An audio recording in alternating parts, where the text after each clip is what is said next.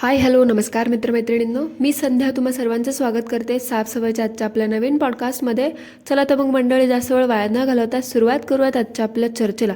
मंडळी, आजचा आपला पॉडकास्ट आहे ना 2 व्यक्तींवरती असणार आहे, म्हणजे जरा मिक्स्ड पॉडकास्ट असणार आहे.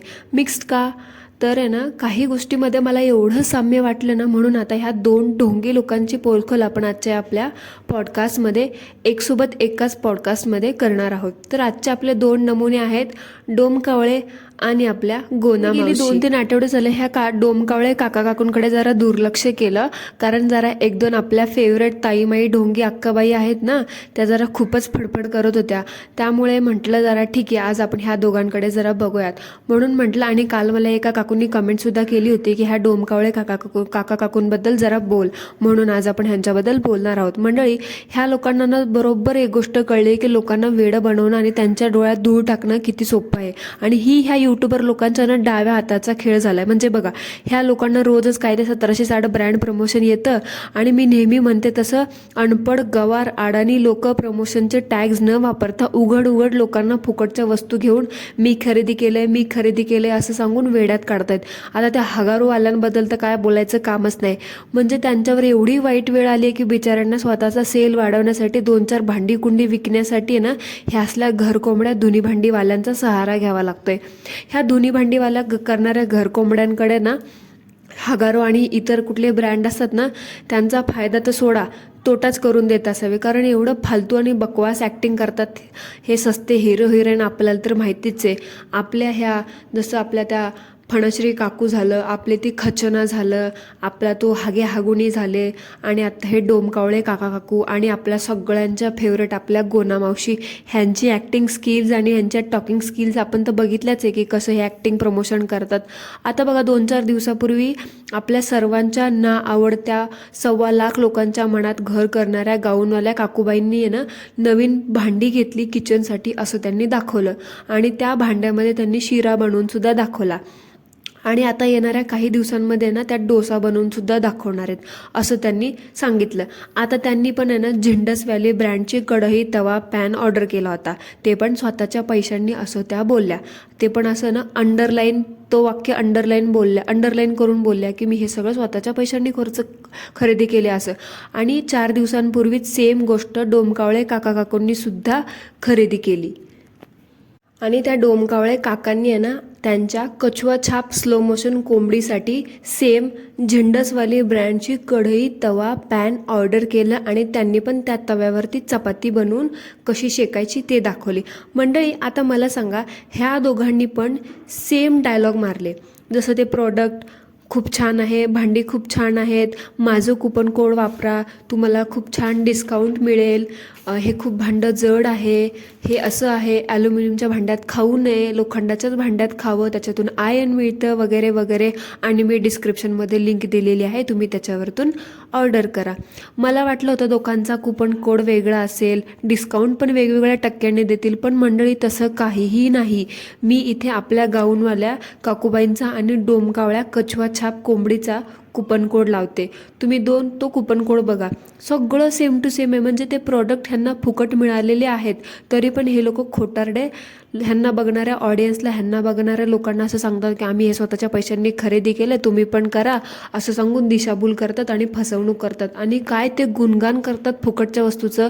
म्हणजे ते म्हणतात ना, फुकट मिळालेलं सगळ्यांना आयतं असतं, प्यारं असतं, आयत्या पिठावर रेगोट्या मांडायचं, तसं ह्यांचं आहे. आणि पेड प्रमोशनचे टॅग वापरावे वगैरे हे ते ह्या अडाणी लोकांना कळतच नाही. म्हणून तर मी नेहमी म्हणते ना, जे खरं बोलणार नाही ते धुनी भांडीवाली कसले, आणि हा डोमकावळा तर ह्याच्यामध्ये एक्सपर्ट आहे. आणि आपल्या गाऊनवाल्या काकूबाई त्या तर बाबा सगळ्या दुनियाच्या गुरुच आहेत. आता काल परवा त्यांनी त्यांचा गुरु पण सांगितला ना कोण आहे ह्या सगळ्या यूट्यूबच्या कर्मकांडामध्ये. मग त्या गुरुकडनं शिकले असतील की पेड प्रमोशन आलं ना, त्याचे पेड प्रमोशनचे टॅग नाही वापरायचे, लोकांना सांगायचे की खूप छान आहे, मी हे स्वतः खरेदी केलं असं म्हणायचं, आणि लोकांच्या डोळ्यामध्ये धूळ फेकायची. आणि मंडळी, मला सांगा, एक गोष्ट मला आजवर कळलीच नाही ह्या लोकांचं बघून. आपण कुठलीही वस्तू, भांडं, इलेक्ट्रॉनिक आयटम असू दे किंवा घरामधलं सोफा असू दे, फर्निचर असू दे, आपल्या कुठल्याही गोष्टीचा, इलेक्ट्रॉनिक वस्तूचा अनुभव आपण कसं कुठलीही गृहिणी असू दे पहिल्याच वापरात सांगतो का की बाबा नाही पहिल्यांदा यूज केलं, पहिल्यांदा ती गोष्ट यूज केली, हा खूप छान आहे खूप छान आहे असं म्हणतो का? नाही म्हणत. कुठलीही साधी गृहिणी असेल ना, कुठलीही असू दे, ह्या आपल्या गाऊनवाल्या मावशी असू दे ना, ते कछवाछाप कोंबडी असू दे, कुठलीही गृहिणी असू दे, 4-5 वापरानंतर किंवा 4-5 महिन्यानंतर 6 महिन्यानंतर आपल्याला समजतं की ती वस्तू चांगली आहे का, ती वस्तू खराब आहे, तिची क्वालिटी कशी आहे, तिचा वापर कसं आहे. पण ह्या धुनी भांडीवाल्या बच्चे दिखाऊ पैसे कमाव संघटनेवाल्यांचं ना मला काय कळतच नाही. म्हणजे ती वस्तू आली नाही तर, त्याचा पहिला वापर केला नाही तर, त्याच्यामध्ये एवढं भातुकलीचं अन्न शिजवलं नाही तोपर्यंतच हे म्हणत बसतात की वाव खूप छान आहे ही वस्तू, खूप छान आहे ही, ह्याच्यामध्ये गोष्ट ही खूप लवकर होते, हे पौष्टिक आहे, हे असं आहे, हे तसं आहे, दुनियाभरचं ज्ञान पाजळत बसतात. म्हणजे मंडळी, ह्या फुकटच्या आणि ढोंगी लोकांचा फ्रॉडपासून आहे ना सावध राहा. हे जर म्हणत असतील ना कुठली गोष्ट खूप चांगली आहे, नक्कीच ते पेड प्रमोशन आहे आणि त्या गोष्टी त्यांना फुकट मिळालेल्या आहेत आणि त्या गोष्टीमध्ये खूप मोठा झोल आहे. आणि स्पेशली आपल्या ह्या गाऊनवाल्या काकूंचं स्किन केअर, हेअर केअर प्रॉडक्ट्सपासून आहे ना तुम्ही सावध राहा आणि स्वतःचं लक्षण करा. जसं फुकटचं skin care, hair care product वापरून आपली गाऊनवाली काकूबाई टकली झाली आहे ना, तसंच सेम टू सेम त्या डोमकावळ्याची कछुआछाप कोंबडी आहे ना, ती पण टकली झाली आहे. बघा कसे 4च केस राहिलेत त्या आपल्या गाऊनवाल्या काकूबाईंसारखे. म्हणजे फुकटचं वापरायला ना तेवढं तुमच्यावर दुष्परिणाम होत असतात. तरीसुद्धा हे लोक खरं बोलायला तयार नाहीत, कारण फुकट वस्तूच्या वस्तू मिळतात आणि पैशांचे पैसे पण मिळतात आणि लोक गंडतात ते.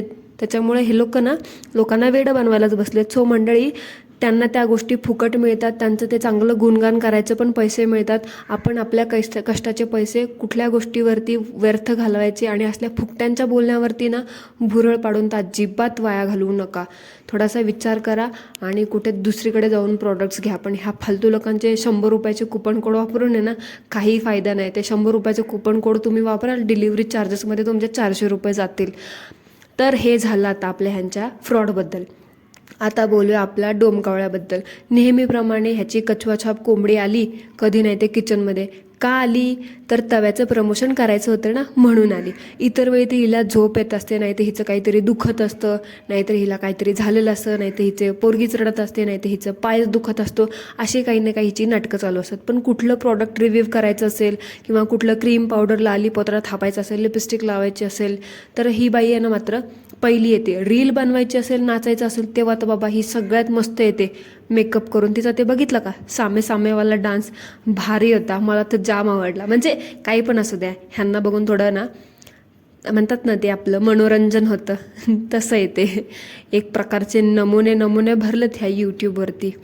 तसंच ह्या कोंबडीचा पण चेहरा आहे ना रील बनवायच्या वेळेस खुलतो आणि हसू येतं हिला. म्हणजे कळी अशी खुलते ना हिची बाबा प्रमाणाच्या बाहेर. पण काम करायचं म्हटलं ना हिला पारीचा जीव जातो.